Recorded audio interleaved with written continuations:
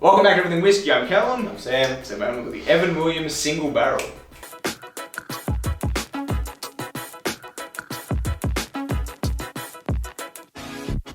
Alright, so today we're doing the Evan Williams. The previous episode, we picked up, what was it? The Old Forester. Old Forester. That and this one, the Evan Williams, are ones that we've tried to pick up for a bit, but have been kind of like we know they're budgety and really good quality for the price, but overseas, in America more specifically. They're hard to find. So they're harder to find here, even though they are like everywhere in America. So we did find them. They're now in Dan's and stuff, so we shouldn't, once they get to Dan's, they don't normally leave Dan's, so we should be able to find them regularly. We really liked the Old Forester. Hopefully we like this one. Evan Williams is basically from Heaven Hill Distillery. They do lots of different ones. So there's the Elijah Craig is a very popular single barrel pick that Heaven Hill does. Yep.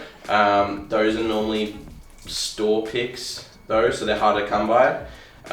There's also the Henry McKenna. What's the other one? There's a few of them. But basically this one in particular is like the most easily available. And it's the single barrel vintage 2012. Put in oak in 2012. Yeah. You want to pay attention to the little kind of tags and stuff on the back because that gives you specific all the information on like, you know, when it was barreled and stuff. So barreled on 12th of the 6th, 2012. Yep. Barrel number 1743, bottled on 12/18/2020. So this one specifically is going to be 8.5 years for us. Yep. I was about to be like, oh, I didn't even pour it. In the early 2000s, there was, this particular one was 10 plus years, like very often. That's just like how it ended up.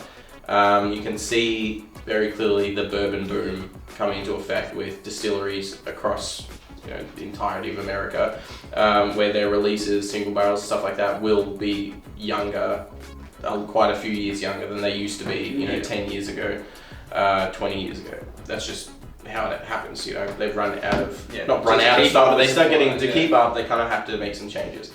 Both good and bad, but like, it's good that it's a boom because it's good for everyone. It's just good for everyone. There's more, it means there's more investment going in. Things will eventually level out. It's like the Japanese situation now. It's going to level out. We're going to have better prices eventually. And more stock. Anyway, so we'll get into this. It's unblended. It's all from Heaven Hill Distillery. 43% ABV. 43.3. So we'll get into the notes. Again, it smells hotter than 43.3%. It smells like 46. It smells more spicy, and when I say spicy, I don't mean like rye spice like the other one. I mean like alcohol. As in like as in someone's added like food spices to this. Like I'm getting like cumin or something weird. I'm getting like curry powder or something weird in this. Or like dried coriander. Or coriander seed. Cilantro. That's what it's called. That's what you Americans call it. But yeah, it's that really... Not fresh, but like the dried coriander, cilantro seeds. Yeah. I don't know, I'm just getting weird kind of like an Indian dry kind of spices. curry. I'm just getting dry spices in this.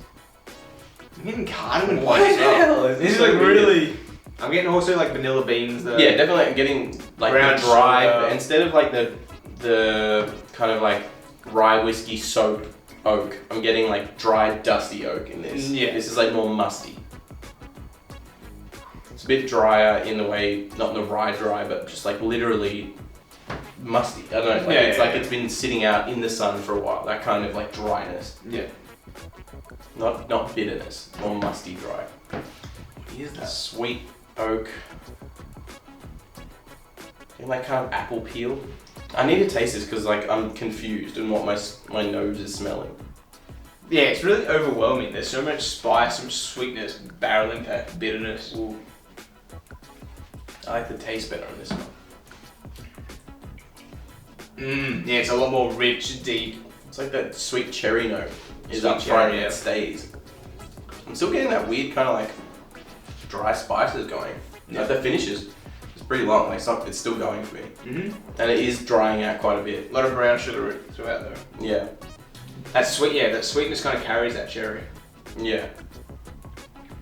And again, I'm kind of getting that eucalyptus leaf but like it's dry this time. You know how like instead before with the Old Forester it was like the oil coming out of the fresh eucalyptus leaves, the gum leaves. This is like dry. This is like the after, it's like like once they've brown ones fallen you pick off up. and they're like You pick them up and they're they're crumbly crunchy. in your hands, yeah. Exactly.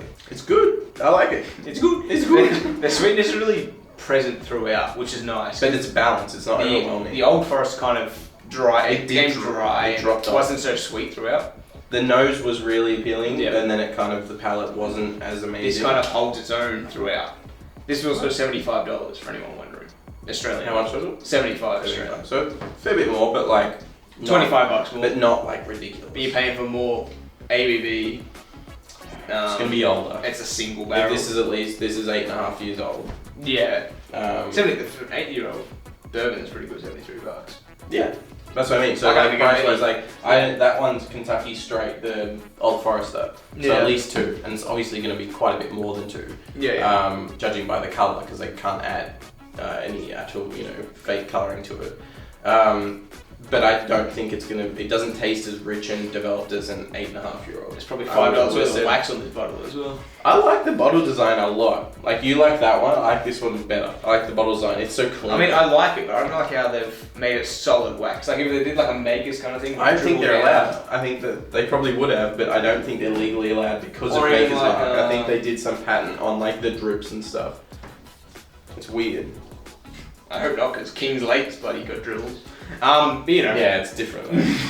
yeah, just maybe like a bit more, not so much on the shoulder, maybe a bit like halfway or something. It just seems a bit too. I like it. It's clean. Like I like the claustrophobic whole bottle design. I like it. I like the labeling and all that. But Yeah, the wax- transparency with like everything with barreling and stuff like that. Exactly, It's all nice. I like that. Killing it. And Heaven Hill, like they come out with a lot of cool stuff. Like I know the Henry McKenna bottle in Bond is meant to be like quite cheap, like in the budget zone in America. Really hard, if not like we can't even access optional, it, like not even an option here. We can't even to access it. But like apparently, I've heard really good things. So eventually we get our hands on that, and I really want to. Nick's is the only place I've seen that. I haven't really. Oh, no, I've seen looked, Henry but- McKenna. I don't know about at all. it. Yeah. And yeah, so the Heaven Hill's doing good things. The Elijah Craig we've always been a fan of. Yeah. Like they're what have we got? Do we have the single barrel or barrel? Small batch, I think. Small Elijah batch. Creek. I think a small batch. Yeah, so 47%. I want to try like a single barrel, but again, those are much more rare to get. Like in the single. If we're talking about just Heaven Hill's single barrel releases, the Evan Williams is the most widely distributed. So but I want to get some of their more budget stuff, like the white label, maybe even the black label, just to compare. yeah. Because I've heard really good things about all of them from Americans. I don't know if we get the watered down version. Again, actually, we said this in the last one because it was 40%. We wanted to know if it was different in America. Anyone in America watching this, if yours is not 43.3%, let us know if it's higher because we do seriously get gypped all the It's time. like 48%. It's like 48%, 51% for the single barrel. It's pretty low proof for a single barrel release. But yeah, I don't know. Anyway, the white and black label. Want to try them. Heard really good things about them. Again, they're hard to come by. You can only go through Nick's, I believe, is the only one that provides them, but they're always sold out. Yeah. So we need to get lucky. Hopefully they're not watered down.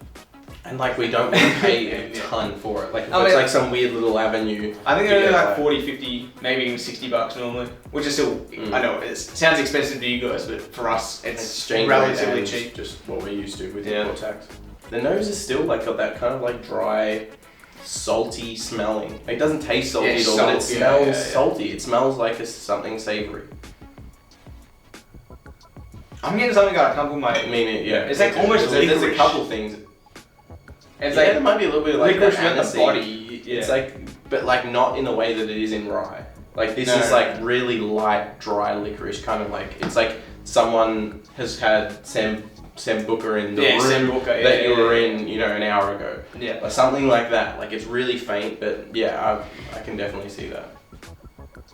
I like it. I like this a lot. I like this better than the Old Forester. I prefer this. As well. I still prefer the Old Forester nose to this nose, but I much prefer the palate on this to the Old Forester. You gotta compare prices though. Like when you compare a 50-year-old $50 whiskey, this probably blows most of the ones that we can access. The old forest, I should say. Yeah. For $70, probably blows most of them out of the water. Yeah. They're just really nice whiskies. Yeah, but relatively cheap that we can access. The only other distillery, or on the spot, one of the other distilleries, the few that I can think of that for the price point really do kind of like run circles around other stuff. Is just Wild Turkey like distillery. Like you get the 101 for $60 and stuff, and that's amazing. That's really good for the price. We got anything else? Keep doing what you're doing. Get your distribution up so we can actually access Please. your main stuff. Yeah, and it's probably not even their fault. Like it's definitely not gonna be their fault. It's just Australia. Like we're just far as hell away, and it's probably just way too expensive. Like it costs them a lot. Like to send stuff here. Like they get the profit margin is a lot less because of like all the taxes and stuff. So like their reasoning behind it, like it makes sense why we struggle to get some things, especially the budget stuff, because the profit margin's going to be even. Well, I guess actually it doesn't really follow. Well, then just look us up. Just independently look us up. Yeah, please. We're going to try your budget stuff. We're not even asking for the fancy stuff. We're asking for the bottom shelf stuff that we just can't get access to. That way we probably get the actual right stuff as well. Like the 45%, 40%. Yeah, no, I like this a lot. It's really good. Let us know your opinions on this one, and again, let us know the proof of it, because I would like to know if it doesn't change whether we like this or not, but it does change. It just solidifies my kind of annoyance at Australia, to be honest, in regards to liquor. But if you like this episode of Everything Whiskey, leave us a like. If you want to see future episodes from us, maybe consider hitting that subscribe button. If you do, see you next one. Cheers.